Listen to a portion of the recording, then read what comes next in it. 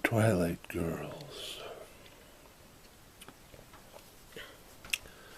In Metal City, Susie Heartbreaker, Vivian Vroom, and Trixie Troublemaker were three women who shared an apartment in the city, and a love of dancing out nightly at the clubs. It was the first apartment for all of them, and they were all determined to make a go of it, as strong, capable, and independent women in the city. And in the eternal struggle to get their money to stretch all the way to the end of the month, they had an idea. If only they could get someone to rent the room that had the washing machine and dryer in it, and pay an equal share as well, then they would all have more than enough money left over at the end of the month. So that is what they did. Vivian Vroom told a co-worker, Sandra Makepeace, who it just so happens was looking for a place in the city, close to the office and as far away from her small-town life as possible, about the offer, and Sandra Makepeace jumped at it. Woo! She said it was perfect for her, near the clubs in the city and within walking distance from work, which would save on her budget as well, a move she had been saving up for. That's why she could afford it. And could she move in immediately?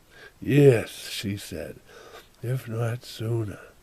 So with Vivian Vroom vouching for her, Sandra Makepeace moved in and was soon having the time of her life, exploring the city during the day and dancing away the nights at the clubs. It was everything she had ever hoped for, living on her own in Metal City, in the heart of the city, far from home and the watchful eyes of her family, friends, and neighbors. For the first time ever, as she lived it up to the max, no sleep, no surrender. This was going to be the greatest time of her life, and she planned to enjoy it till the hilt. Everything was so new and exciting, and she was ready to start life on her terms and not conforming to everyone else's. She was done with all that. It was all so wonderful now and terrific, and she loved it. Trixie Troublemaker and Susie Heartbreaker.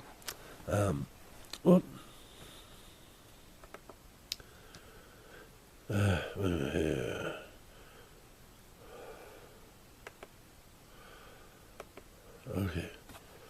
It was also wonderful, new and terrific, and she loved it.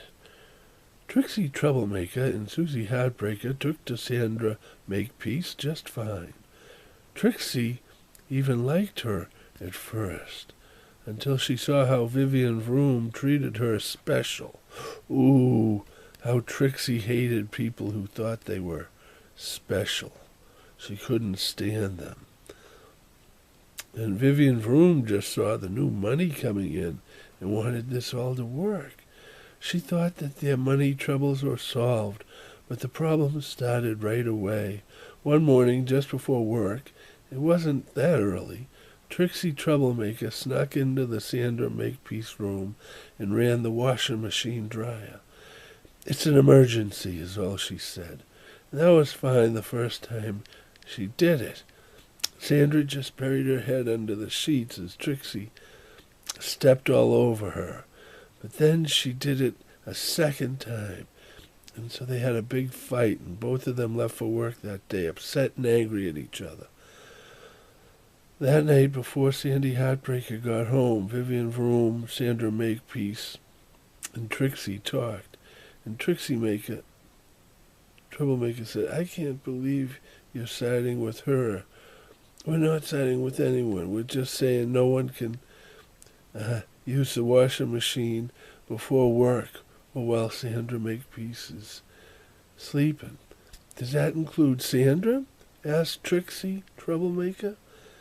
Can she use it any time she wants to and wake us up? The nerve of her, thought Trixie Troublemaker. The unfairness of it all. That is what ruined Trixie's sunny disposition. What if Sandra runs it. Said, what if Sandra runs it? Said Vivian. Geez, I don't know.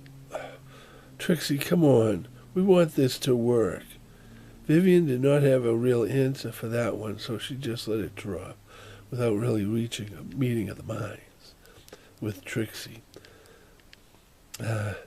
As they switched gears and started getting ready for the clubs. So a week later, Trixie Troublemaker was right back at it, with Trixie shouting, "It's an emergency! It's an emergency!" And that set off another explosion. So this time everyone left for work upset and angry, not just Sandra and Trixie.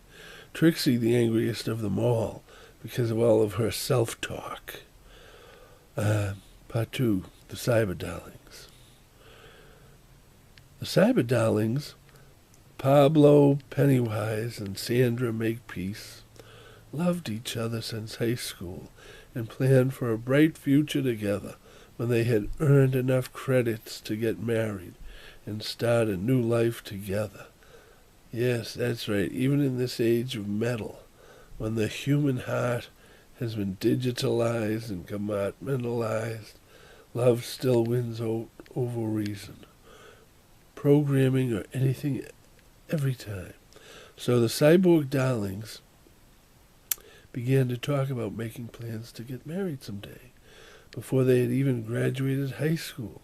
But for Sandra, it was always some far-off day in the future, tomorrow-come-true type of deal that, in Sandra Makepeace's calculations, would definitely happen, just not any time soon. After all, Pablo Pennywise checked all the boxes for a successful merger. Handsome, young, and a skilled cyber technician with good earnings potential. He was a good worker, and so was she, having scored a good entry-level job as an algorithm compatibility checker, working on code all day in a big office in a high-rise right in the heart of Metal City after graduating high school. And all was going well, too. They liked her there. So Pablo, Pennywise, and Sandra both thought that things were going great, especially their relationship. That is until Sandra Makepeace was enticed by her friends at work, the Twilight Girls, to move out of her parents' home and into an apartment near where she works.